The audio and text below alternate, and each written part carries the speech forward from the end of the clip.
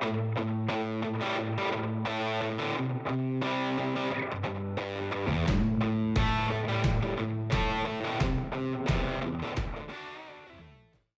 y'all, I'm Lauren and welcome to Cantina Cast. Today I'm talking about The Acolyte Wayseeker written by Justina Ireland, which comes out on May 6th. I did recently post a sneak peek video for this book, so if you don't want any spoilers at all, that might be a good video to check out. I am going to keep the first couple minutes of this video spoiler free just as I talk about my general impressions of the book, and I'll warn you before I start talking spoilers if you don't want to hear any of those. In my sneak peek video, I talked about who I thought this book is for. And basically, to just kind of quickly summarize that, the way I took it when I read this is that the type of reader that might be most interested in this book is either one, if you loved the Acolyte and the characters of the Acolyte, two, if you've been following the High Republic and if you want to know how the High Republic series connects to the Acolyte, this book does kind of feel like a bridge. Or three, if maybe the Acolyte didn't really work for you, but you were interested in the characters and their backstory, then that also might be a reason to check this book out. I'm number three. For me, Acolyte was just not my cup of tea, as I said in my sneak peek video, but I was interested in the characters, and that was one of my things from the show that I wished that we got more was more backstory on the characters. So I was interested in this book to see a little bit more background on Indara and then hopefully getting more understanding about how Vernestra changed so much from the High Republic books that she features in to where she is when we see her in the Acolyte. This book does take place following Indara and Vernestra shortly before the Acolyte TV show picks up.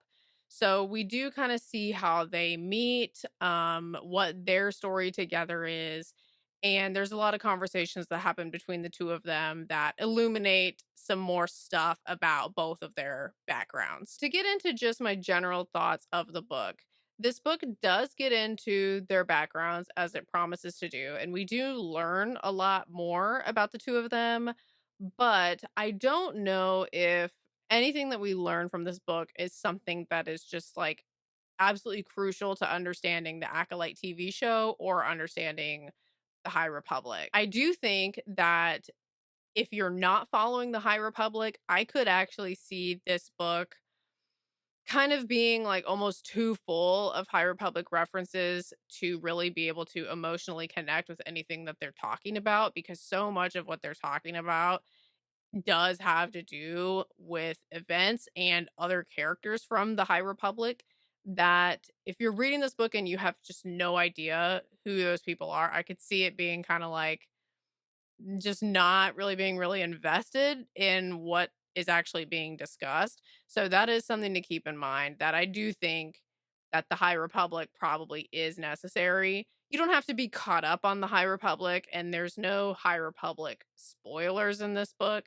But even just knowing like who Stellan Geos is, for example, would be something that you would probably want to understand before reading this book. So basically, what I'm getting at is I think the High Republic is key to being invested in this book. However, I do not think that this book is key to being invested in the Acolyte. Do with that what you will. But if you loved the Acolyte or you're really interested in following Vernestra's story or learning more about Indara, then to me, those are the main selling points of this book. For me, even though Acolyte wasn't really my thing, I've been following High Republic all this time, and I did want to kind of understand why is Vernestra different in Acolyte than how we know her in High Republic. And this book does address that. I wanted to know more about Indara's backstory too, because I thought she was a really cool character, and I felt like I missed out by not knowing more about her while I was watching the TV show. So to sum all that up, it did get into their backstories, but not really in a way that I'm like, oh my gosh, what I now know changes everything. Like, it wasn't really like that. It kind of just gave us some more information about the characters, and that's pretty much what it sets out to do. If you're on the fence about this one, I would consider, is Vernestra an important character for you to have the full story on? Are you trying to bridge the gap between the High Republic and the Acolyte? To me, those would be the questions that I would ask before I would recommend this book. So at this point, I am going to start talking spoilers. So if you don't want any spoilers, now is your time to turn back. So when we open this book, Vernestra is coming off of her time of being a Wayseeker. What we learn from this book is that a Wayseeker, we didn't really learn a whole lot more about it than we already know if you've been reading High Republic, but we kind of got to see some examples of the type of stuff that Vernestra does as a Wayseeker. So they do literally just go from place to place with no plan and just kind of helping people that need help.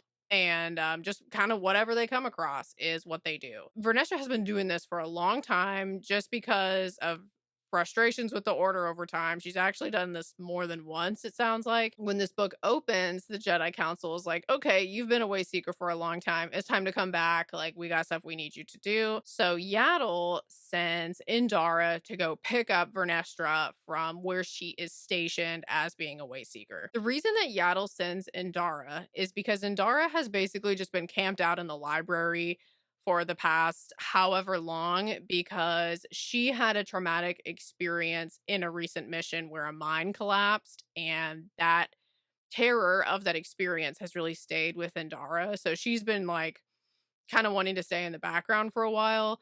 And Yaddle's like, okay, it's time for you to stop doing that too. So accomplishing two things at the same time by sending Indara to go get Vernestra. Just calling Vernestra is not going to work because she's just been ignoring their calls just because she's stubborn. She doesn't want to go back. That's just pretty much how she is. Once Indara gets there, she's pretty much immediately like irritated by Vernestra, which I gotta admit, I did not really fully understand because to me, nothing that Vernestra was doing was like especially irritating. So I don't know if that's more of a testament to Indara's character that she doesn't handle new situations very well at this point in the book. But Indara's like pretty easily frustrated by Vernestra's just kind of like demeanor and like the way that she goes about things. That was something I didn't really expect because I never found Vernestra to be like an annoying person. So that part kind of did have me scratching my head a little bit. However, over time, as they're spending time together, they do get closer and they do understand a lot more about each other. Once they're together, they do defeat the pirates of this planet where Vernestra was finishing up her last mission as a Wayseeker.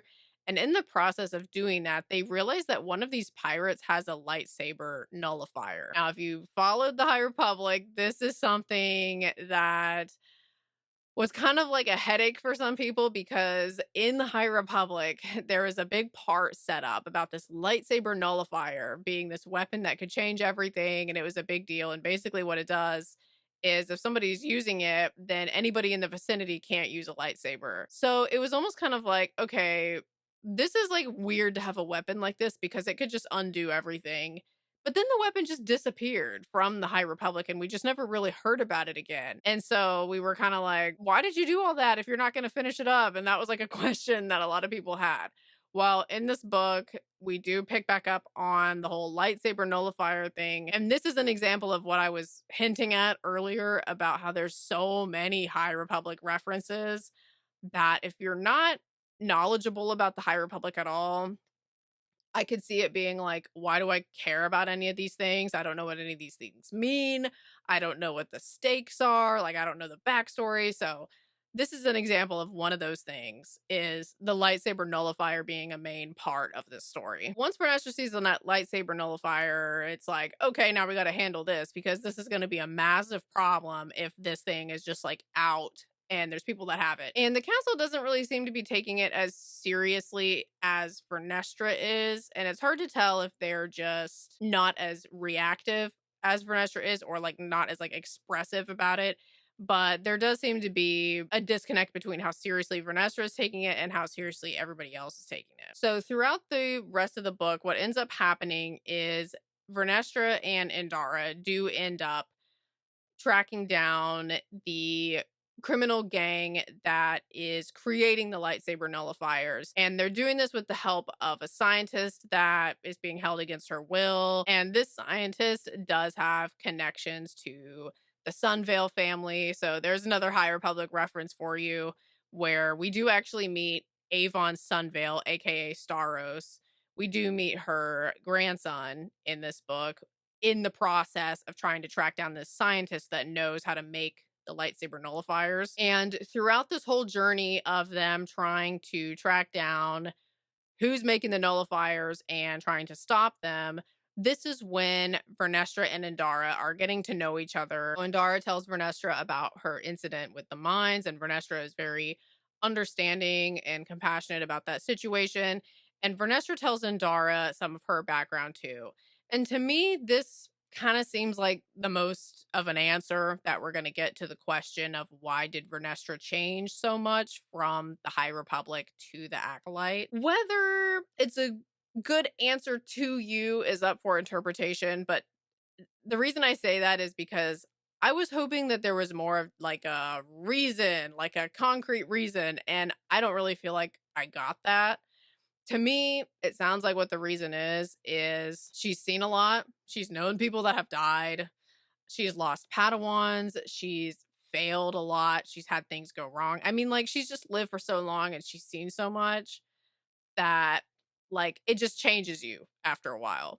So there really wasn't like one specific answer pinpointed. Like, there wasn't like a big reveal or anything like that. It was just kind of like, yeah, like a lot went down. That's really what the reason is. So even though I was hoping for a big reveal, I mean, it does sound like a believable reason as to why someone would change in that much period of a time. So, take that and think what you want to think about that. Something else that happens in the story, which for me was the most compelling part of the story, is that as Vernestra and Indara are traveling and kind of like fact finding and like putting the pieces together of who has the nullifiers, Vernestra's having a lot of hyperspace visions about Stellan Geos. And so this part was really fun for me because in the visions at the beginning of the book, there is kind of like a question of, is this actually Stellan or is this just Vernestra's brain like creating a vision?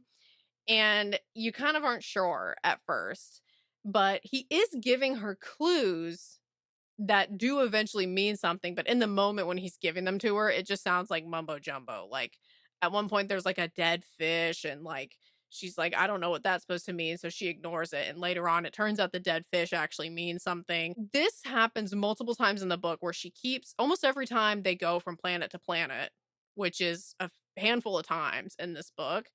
She has a hyperspace vision about Stellan in which he is urging her on the path that she's on to find the secret to who's making the nullifiers. So for me, that was a pretty fun part, is getting to see Stellan again.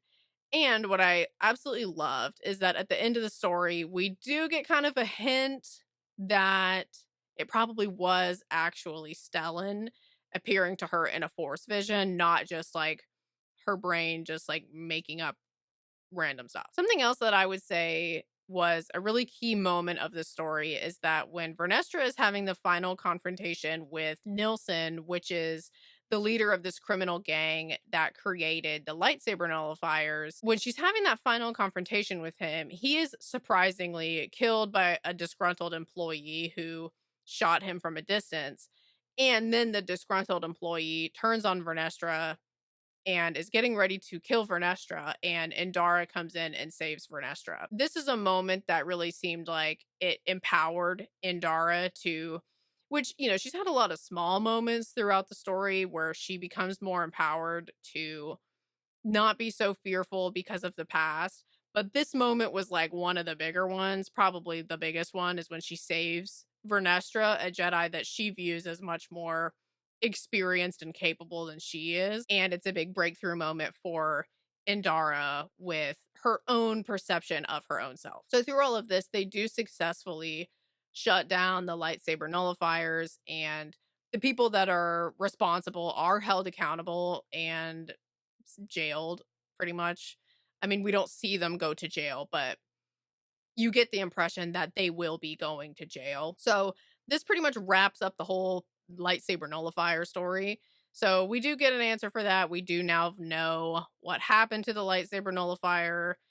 And this is explained at multiple points throughout the book, and then at the end of the book, we get a nice little bow put on it once everybody goes to jail. So that's where the story leaves off, and it looks like we are going to be getting another Acolyte novel following Yord and Jackie.